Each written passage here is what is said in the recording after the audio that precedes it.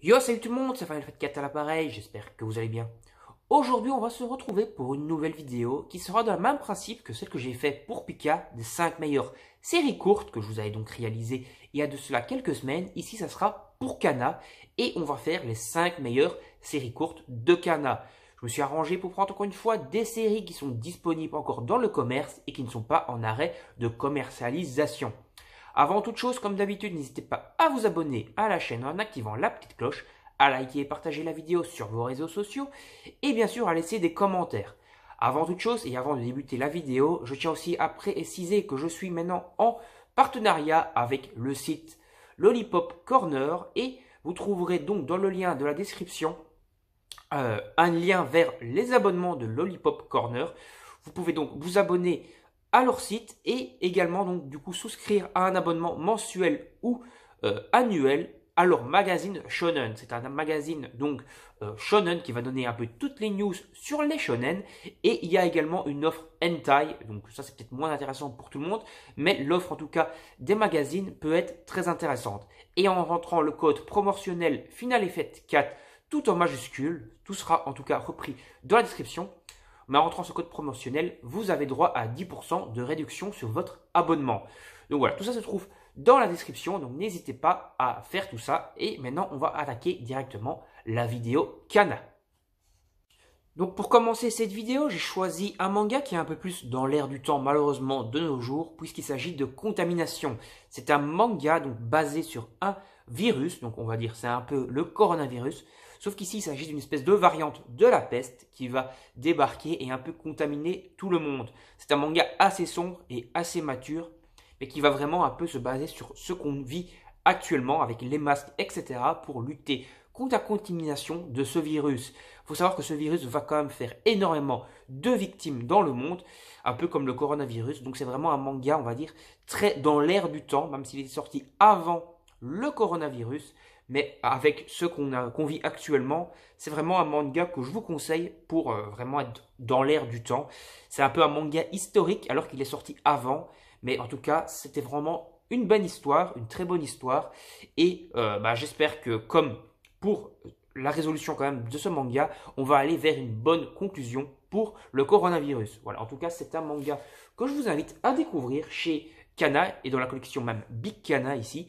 En tout cas, c'est un petit manga en 3 tomes d'à peu près 170, donc 170 pages par volume. Donc, c'est à peu près 500 pages pour la totalité de l'œuvre. Ça se lit donc assez vite, même s'il y a quand même pas mal de textes dans les mangas. Le dessin est plutôt bien sympa. Je vais vous montrer quand même quelques planches. C'est un dessin quand même assez sympa. Et franchement, le manga, comme je vous l'ai dit, même s'il est bardé de pas mal de textes, est franchement très intéressant. Donc je vous invite à découvrir Contamination dans la gamme donc Kana, Big Kana. En deuxième manga court, je vous invite à découvrir Arcanium. Arcanium qui est donc un manga plutôt de science-fiction qui va se passer dans un monde à peu près futuriste, c'est-à-dire c'est à peu près notre monde à nous, mais dans quelques années, et il y aura une espèce de menace alien, on ne sait pas vraiment d'où débarque en tout cas cette menace, même si on en apprendra beaucoup pendant la découverte du manga bien entendu sur d'où vient cette menace, mais pour lutter contre cette espèce de menace alien, donc ce seront des espèces de gros monstres qui viennent du ciel, et plus ils approchent de la Terre, plus ils deviennent puissants, et donc ils vont les combattre dans les airs pour les vaincre avant qu'ils arrivent au sol et qu'ils soient trop puissants. Pour ce faire, ils vont envoyer des espèces de monstres à moitié humanoïdes dirigés par des pilotes humains. Monstres qu'on apprendra sont assez liés à ces pilotes humains, mais ça je ne vais pas vous spoiler parce que c'est franchement très intéressant et le scénario est franchement très bien retranscrit et très bien écrit tout simplement, c'est un très bon background, franchement j'ai adoré. Et bah donc ces monstres, ces espèces de robots, ces arcaniums tout simplement, vont être envoyés pour combattre cette menace alien et essayer de les vaincre avant qu'ils touchent le sol et qu'ils deviennent trop puissants. On apprendra beaucoup plus sur cette création donc des arcaniums et la création également de cette menace alien.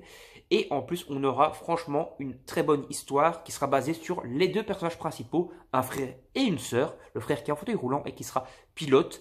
Et ça sera un peu le principe de l'histoire de lutter seul mais à deux. Vous comprendrez ce que veut dire cette phrase seul mais à deux en lisant le manga. Le seul petit bémol que je peux vous dire tout simplement dans le manga, c'est que la fin est un petit peu rushée. Bon, c'est-à-dire il y a une fin, une bonne fin, mais on s'attendait à avoir un petit peu plus, surtout sur certaines informations et sur certaines conclusions qui ne seront pas données parce que le manga a été interrompu en 3 tomes. Mais l'histoire est quand même très intéressante et mérite largement la lecture. C'est franchement un manga que j'ai bien apprécié. Je vais vous montrer quelques pages du tome 1 pour pas trop vous spoiler, pour que vous voyez un peu le dessin. Et donc voilà, ici on voit un peu les monstres qui débarquent de l'espace, on va dire, en tout cas du ciel, qui sont quand même assez bien dégueulasses et assez bien gore. Je vais vous montrer un peu un Arcanium qu'on voit ici. Donc voilà, et ça c'est un peu le principe de l'Arcanium, là qui combat donc ces créatures. Et après un peu un style de dessin des personnages un peu plus réalistes, plus humains, qu'on voit ici. Et franchement, le dessin est vraiment excellent. Je trouve franchement que c'est un très bon dessin. L'histoire est très bonne, c'est vraiment un excellent manga en 3 tomes. Passons maintenant au suivant, c'est encore un peu différent, il s'agit de Dead Choice. C'est un survival game qui va se passer dans une classe. Le premier volume est très copieux, il fait plus de 300 pages le premier volume. Et donc en fait Dead Choice c'est quoi? Et bien tout simplement il va y avoir un espèce de jeu un peu de popularité qui va être lancé dans la classe. Et il va falloir voter pour les personnes les plus populaires de la classe. Les personnes les plus impopulaires vont mourir. Parce qu'en réalité, ce jeu, qui aura été à la base tout simple, va en fait être imprégné d'une espèce de dose de surnaturel. Et donc, lorsque tu ne feras pas ce que demande le jeu, donc voter ou faire certaines caractéristiques, il y aura même parfois des trucs un peu vraiment over-abusés, genre aller coucher avec une personne, etc. Si tu fais pas tout les règles, entre guillemets, que dicte le jeu, et ben tout simplement, tu meurs. Tu peux mourir écrasé par un tram, tu peux mourir en tombant d'un toit, tu peux mourir d'une maladie, tu peux mourir de plein de façons différentes, plus gore les unes que les autres, et chaque personnage va donc essayer de survivre à sa manière. C'est de faire des alliances avec les autres membres de la classe pour essayer, par exemple, qu'on vote pour eux, ou tout simplement essayer de un peu détruire d'autres personnes pour que personne ne vote pour eux et être le dernier survivant. C'est franchement très intéressant et il y a vraiment une bonne grosse dose de fantaisie dedans qui est très sympa et énormément quand même de gore, énormément de morts parfois un peu bien trash. Franchement, c'est un bon survival game. Si vous êtes fan un peu des mangas à la survival game, des mangas un peu d'horreur, ben c'est un manga qui est fait pour vous en 3 tomes, ça mange pas de pain, même si le premier volume fait quand même 300 pages. En tout, l'histoire est à peu près bouclée en 650-700 pages, même s'il y a quand même pas mal de lectures. Mais franchement, c'est un petit manga court que je vous invite à découvrir et qui est, ma foi, bien sympa.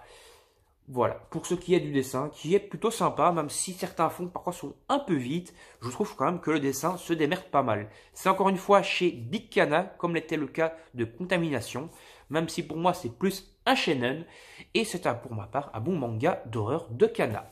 Passons maintenant à un autre manga qui est Rice et Louis. Cette fois, on va passer encore une fois dans du Darkana, mais dans une autre gamme, puisqu'on va passer dans du Heroic Fantasy. Rice et Louis, c'est franchement un excellent manga de Heroic Fantasy. Ça va se passer dans le royaume de Reims. Royaume de Reims qui aura vécu plusieurs conflits. Et ici, il y aura un pays qui va chercher à se venger. Et la vengeance de ce pays aura été de façon surnaturelle. C'est-à-dire qu'il y aura des espèces de yeux possédés, des espèces de parasites, on va dire, qui vont aller se greffer dans le corps des sujets du royaume, des sujets plutôt du château de Reims, et qui vont les transformer en armes. Ces armes, qui seront donc des armes volantes douées de vie et de sensibilité, vont finalement petit à petit se transformer en espèce de démons, de monstres à la solde d'un ancien royaume qui veut se venger justement du royaume de Reims. On va suivre les aventures donc de Rice, qui aura été une arme possédée, mais qui aura été possédée par un parasite et qui peut se transformer en arme, en épée, mais qui aura réussi à garder son intégrité, il sera toujours lui-même. Et on va suivre également les aventures de Louis, qui sera également une arme possédée et qui va finalement réussir à retrouver aussi son intégrité. Et à eux deux, Rice et Louis vont donc chercher par tous les moyens à sauver le royaume de Reims, dans un manga très heroic fantasy qui sera terminé en 3 tomes, mais ici on aura un début, un milieu et une fin qui sera très sympa, un très bon manga. Je vais vous montrer quand même quelques pages, parce que franchement je trouve que le dessin est excellent, il est assez sombre. Voilà, ça va vraiment bien pour l'heroic fantasy. Je trouve franchement que ce manga est tout simplement excellent à beaucoup d'égards. C'est franchement un excellent manga que je vous invite à découvrir si vous êtes fan d'heroic fantasy. Maintenant, on va passer au dernier manga. Et cette fois, c'est du shonen dans un univers qu'on ne connaît pas spécialement. En tout cas, il n'y a pas beaucoup de mangas qui touchent de ce sujet. C'est À l'assaut du roi. À l'assaut du roi, c'est un manga. D'ailleurs, il y avait ici une promotion pour les 20 ans de Kana qui date quand même d'il y a maintenant 2-3 ans. Mais donc, c'est un shonen qui va se baser sur le monde des échecs. C'est un shonen en 4 tomes. On va suivre les aventures du personnage principal qui va se lancer dans les échecs. Au début, il sera nul et il va avancer petit à petit et devenir de meilleur en meilleur aux échecs tout simplement. Et on va suivre un peu toute sa progression de ce jeu. On va apprendre un peu les règles des échecs avec lui. Et c'est franchement très sympa, c'est franchement très cool de voir plus sur ce sport cérébral, mais sport quand même, qui est les échecs. Je vais vous montrer quelques pages.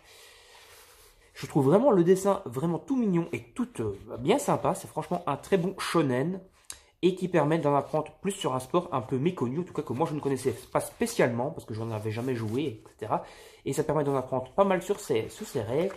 Et c'est très sympa d'avoir un peu un shonen neketsu dans un univers qu'on n'a pas l'impression, qu'on n'a pas l'habitude de voir tout le temps. En tout cas, moi j'ai franchement bien apprécié ma lecture de À l'assaut du roi. Il y a également le manga Blitz, mais je ne sais pas, je pense pas que c'est chez Kana. C'est aussi des échecs. Et c'est cool de voir des mangas un peu plus originaux qui commencent à sortir. Parce que franchement, moi j'aime bien tout ce qui est un peu original qui sort d'habitude, quoi, tout simplement, pour les mangas. Donc voilà, on va s'arrêter là. On a fait le tour des 5 mangas que je vous conseille chez Kana en lecture courte. Donc on a Contamination en 3 tomes, qui est un excellent manga un peu dans l'air du temps. On a Dead Choice, qui est un excellent manga survival game et horreur. On a Arcanium, qui est un très bon manga dans la gamme science-fiction, et shonen plutôt. On a un excellent shonen qui est bien sûr À l'assaut du roi, que je vous conseille vraiment vivement si vous voulez un peu du neketsu qui sort un peu des sentiers battus. Et un excellent manga Heroic Fantasy shonen, vraiment bien dark et bien sombre, que je vous invite à découvrir si vous êtes fan un peu des royaumes et un peu des trucs à la Game of Thrones, bien dark. Voilà, Rice et Louis, un excellent manga également. Allez, on va s'arrêter là, n'hésitez pas à vous abonner à la chaîne et à activer la petite cloche, à liker et partager la vidéo sur vos réseaux sociaux, à laisser des commentaires. Et n'oubliez pas dans la description le lien vers Lollipop Corner où en entrant le code promotionnel FANELFF4 tout en majuscule, vous avez droit à une réduction de 10% sur l'abonnement du magazine Manga Shonen et également si vous voulez du hentai. Allez, salut tout le monde, à la prochaine, bye bye!